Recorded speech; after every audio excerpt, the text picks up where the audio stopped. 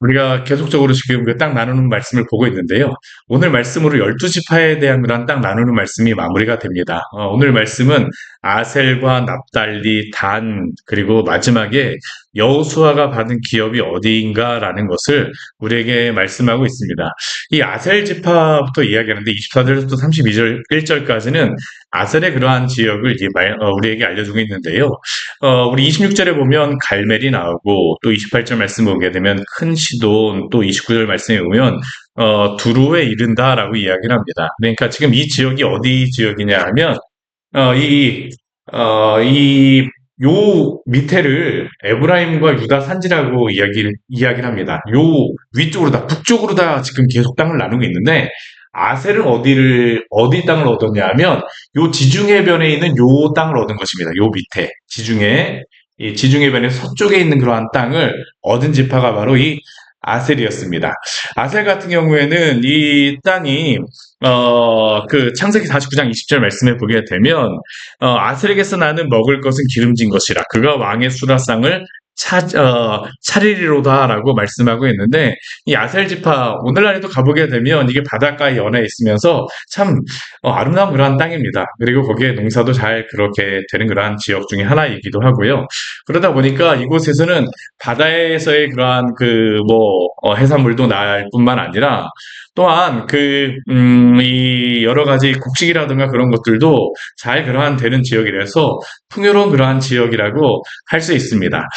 이 아셀 지역이 받았던 그 땅을 이 땅 같은 경우에 두로와 오늘날로 따지게 되면 레바논과 붙어 있는 그러한 땅인데 이 땅에서 아셀이 이 땅을 다스리긴 하였었지만 사실 아셀 자체가 나오기보다는 두로와 시돈과 관련해서 이 땅이 나오는 것을 우리가 볼 수 있습니다.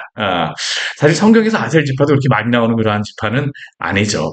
그리고 또 여섯째로는 오늘 납달리 지파가 나오는데요. 이 납달리 지파의 여러 지역들을 이야기해 보게 되면 이게 아셀 옆에 있고 그리고 또 헤드는 요단 옆에 있는 그러한 지역이라고 하는데 요 갈릴리 요 사이에 있는 요 지역을 요단강서부터 요 아셀 옆에 있는 요 지역을 다스렸던 그러한 지파가 바로 이 아셀 지파 이 납달리 지파입니다.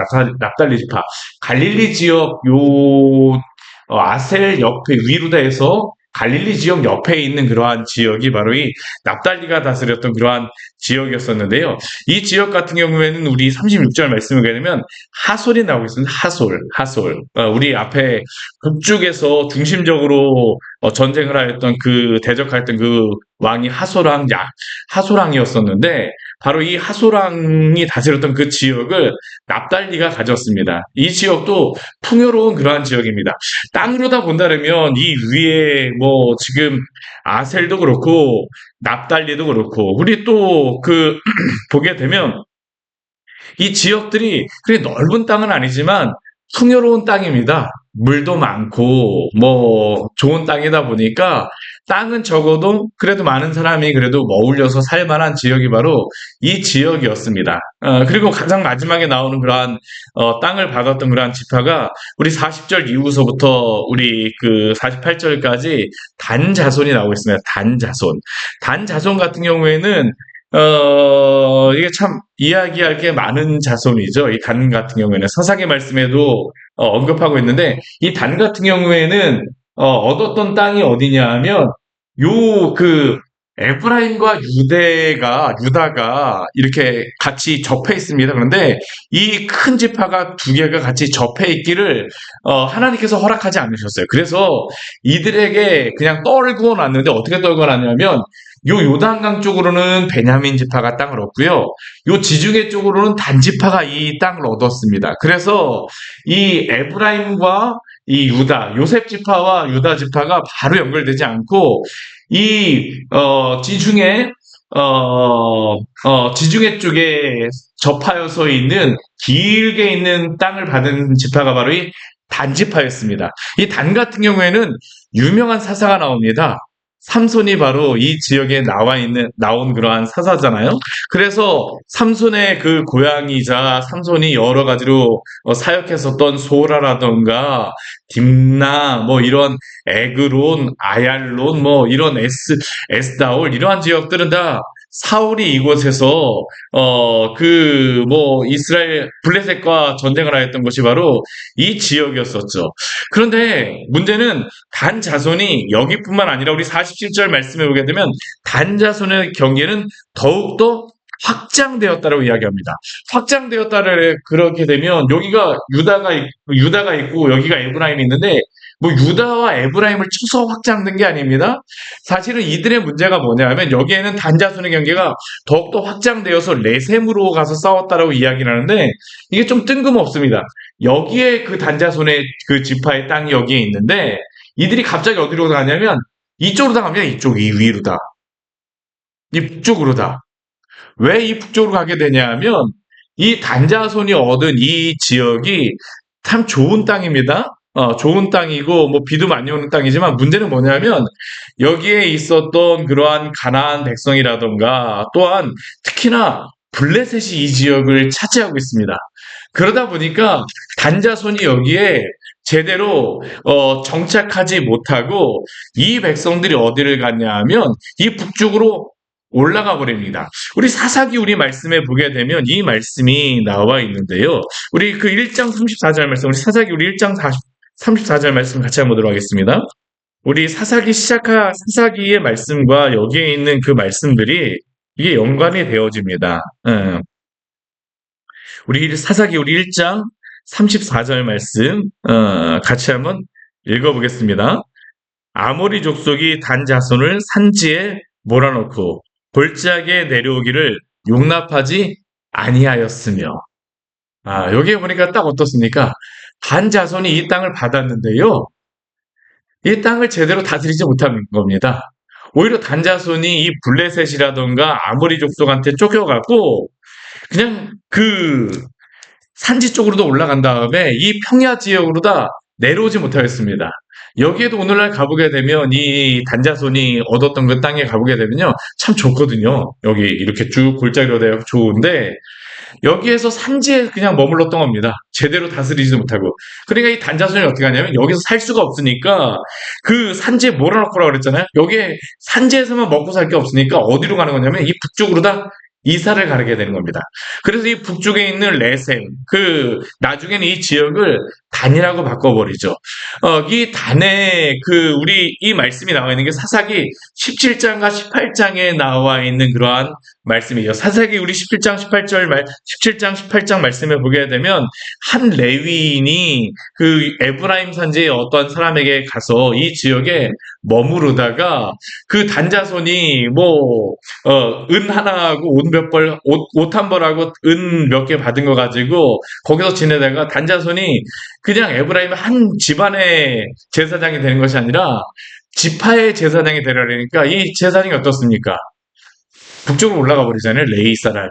예. 이게 바로 사사기 말씀에 나와 있는 거였었는데요. 그 말씀에 보게 되면 그 17장과 18장 말씀은 그 이스라엘 백성이 종교적으로 얼마나 타락하였는가라는 것에 대해서 말씀하고 있는 겁니다. 근데 문제는 뭐냐면 단자손이 이쪽으로 올라가 갖고 하나님을 잘 섬겼으면 좋은데 그곳에 가서 우상 숭배에 빠지는 겁니다. 그 제사장이 가지고 있던 그 우상을 가지고 가갖고 거기에서도 우상 숭배에 빠지게 되죠. 나중에 우리 이스라엘의 역사에 그 북이스라엘을 보게 되면 단하고 베델과 단에서 그 금송아지를 세웠다는데 단 같은 경우는 금송아지 세우는 게 별로 어렵진 않았습니다. 왜냐하면 이미 그들은 그 여러 가지 우상을 섬기는 것에 별로 거리낌이 없었기 때문입니다.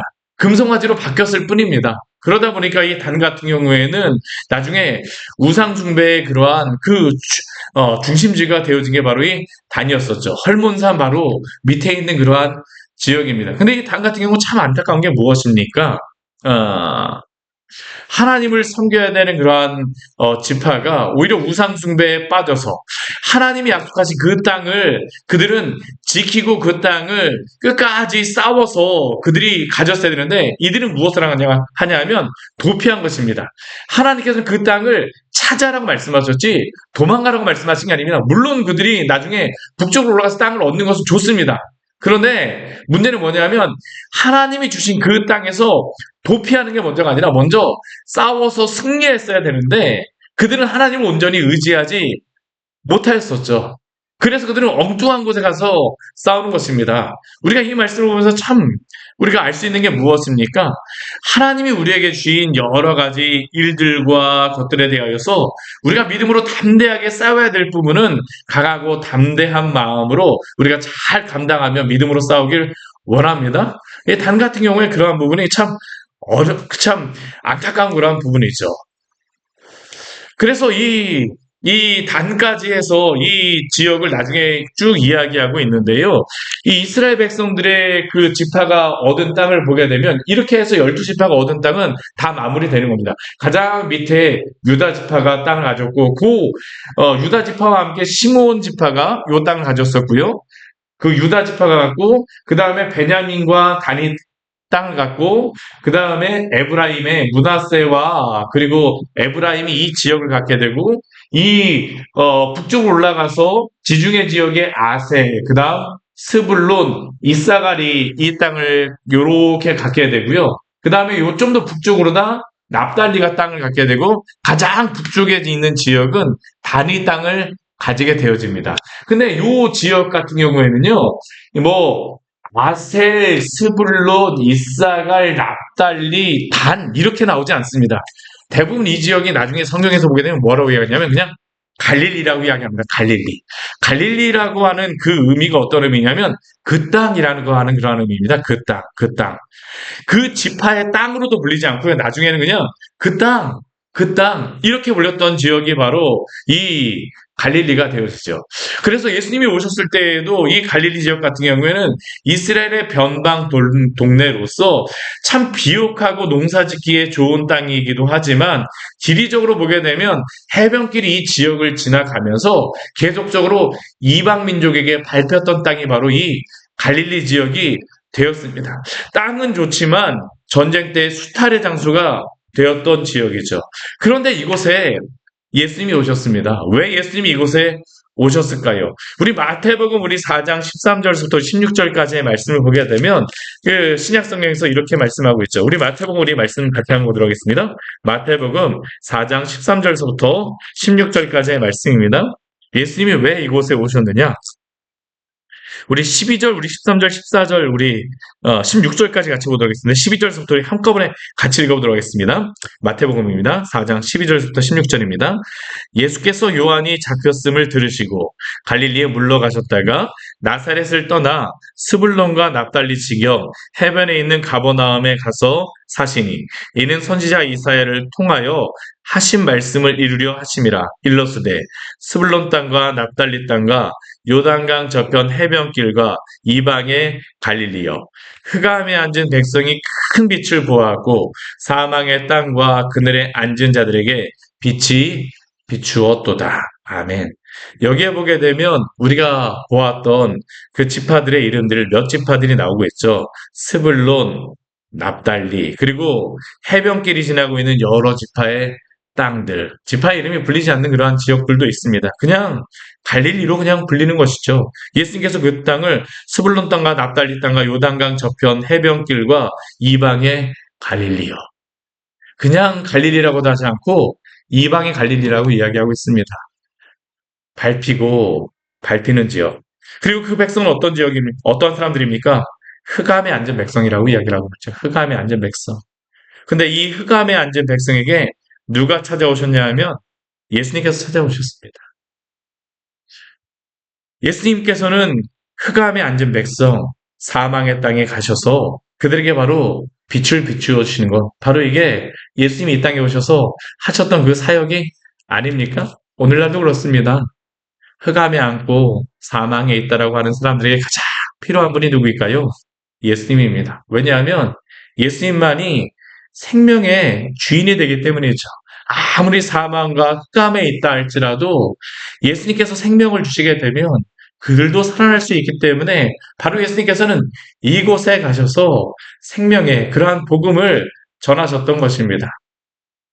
그리고 오늘 이제 가장 마지막에 보면 누가 이제 지파를 받냐면 49절부터 51절까지의 말씀을 보게 되면 눈의 아들 여호수아가 기업을 받았다라고 이야기를 하고 있습니다. 우리 가장 처음에 우리 지파 그 땅을 나눠줄 때 갈렙이 나오잖아요. 그렇죠? 갈렙이 헤브론을 받았었는데 그리고 가장 마지막에 누가 나오냐면 여호수아가 나오고 있습니다. 이 두 사람 어떤 사람입니까? 우리 가데스 바네아에서 이 가나안 땅을 하나님이 주신 땅이라고 그래서 끝까지 믿음을 지켰던 사람들이 이 사람들입니다. 이 사람들이 가장 처음과 마지막에 나오죠. 근데 이 여호수아 같은 경우는 자신이 가장 처음에 좋은 땅을 얻을 수 있음에도 불구하고 지도자로서 그렇지 않습니다. 어떻게 할까요? 가장 마지막까지 기다립니다. 그리고 우리 오늘 말씀에 보게 되면 그 49절 말씀에 보게 되면 여호수아가 그 땅을 스스로 갖는 게 아니라 뭐라고 성경에서 말씀하냐면 기업의 땅 나누기를 마치고 자기들 중에서 눈의 아들 여호수아에게 기업을 주었으니 자신이 그 기업을 가질 수 있음에도 불구하고 나머지 지파가 다 땅을 받고 여호수아가 기업이 없다는 것을 백성들이 알아서 스스로 줄 때까지 여호수아는 기다렸던 것이죠. 그리고 그가 받았던 땅은 어떠한 땅이냐면 우리 50절 말씀에 보게 되면 딥나세라라고 하는 그러한 땅입니다. 딥나세라. 딥나세라는 그렇게 아주 유명한 땅이거나 아주 좋은 땅은 아니었습니다. 그런데 그냥 뭐 사실 마을 이름도 있었던 그러한 지역이 아니에요. 그런데 우리 50절 말씀에 보게 되면 우리 19장 50절 말씀 같이 한번 읽어볼까요? 곧 여호와의 명령대로 여호수아가 요구한 성읍 에브라임 산지 딥나세라를 주매 여호수아가 그 성읍을 건설하고 거기 거주하였더라. 여호수아는 이스라엘 백성들에게 그 땅을 개척하라고 이야기하는데요. 여호수아가 거기에 본을 보였던 사람입니다. 딥나세라를 주매 여호수아가 그 성읍 이미 만들어진 성읍이 아니고요. 그 성읍을 건설하고 거기 거주하였더라. 오늘도 그렇습니다. 하나님이 우리에게 주신 이 구원의 은혜를 가지고 또 믿음으로 우리가 또한 우리에게 맡겨진 일들을 또 개척하며 살아가기를 원합니다. 나에게 이 정도밖에 안 되어서가 아니라 하나님이 나와 함께 하시기 때문에 이 딥나세라를 좋은 땅이어서가 아니라 좋은 땅이 아니기 때문에 딥나세라를 여호수아가 받고 직접 가서 그쪽에서 보여준 것입니다. 이러한 믿음의 개척자 같이 오늘도 믿음으로 살아가는 그러한 성도들 되어지기를 원합니다. 같이 기도하도록 하겠습니다. 하나님 아버지 오늘 말씀을 통하여서 우리에게 귀한 은혜를 주시니 감사를 드립니다. 갈릴리 지역 참 좋은 땅이었었지만 많은 지파가 함께 살아갈 수 있을 만큼 풍부한 그러한 물자가 나오는 그러한 지역이었었지만 그러나 해변길 또한 이방의 갈릴리로 불릴 수밖에 없는 전쟁에 또한 참혹함이 있을 수밖에 없는 그러한 곳이었습니다. 오늘 이 시대를 바라보게 되면 예수 그리스도가 없는 그러한 시대 가운데 살아가고 있습니다. 어쩌면 이방의 갈릴리와 같은 이 시대 가운데에 오 주님 당신의 그 은혜를 베풀어 주셔서 정말로 당신의 그 복음 가운데 흑암의 갈릴리 가운데 사망의 땅 가운데 당신의 생명의 일들이 일어날 수 있도록 은혜를 내려 주옵소서. 참된 부흥이 일어나게 하여 주시고 많은 자들이 주 앞에 돌아오는 그러한 일들이 있을 수 있도록 주의 은혜를 베풀어 주시옵소서. 또한 여호수아가 하나님의 이스라엘 백성들에게 땅을 하나님과 나누어 줄 때에 가장 마지막까지 참고 있다가 마지막에 그 좋지 않은 땅을 받고 직접 가서 개척하는 모습을 보았습니다. 하나님이 오늘도 우리와 함께 하시기 때문에 믿음을 가지고 개척자의 정신으로 또한 살아가는 우리 귀한 믿음의 성도들 되어지게 하여 주시고 상황 때문이 아니라 또한 하나님이 우리와 함께 하시기 때문에 우리에게 맡겨진 일들을 끝까지 잘 감당할 수 있도록 주여 우리에게 믿음을 더하여 주시옵소서. 설 명절입니다. 주님 명절 가운데에서도 주님 함께하여 주시고 우리 광야의 샘교에 속한 모든 지체들 하나님 아버지 눈이 많이 와서 오고 가는 길 하나님 아버지 참 이게 쉽지 않은데 눈동자 같이 지켜주시고 하나님 아버지 이 가운데에서 주의 은혜를 잘 누릴 수 있는 시간 될 수 있도록 주님께서 하나님 아버지 함께하여 주시옵소서. 예수님 이름으로 기도드립니다. 아멘.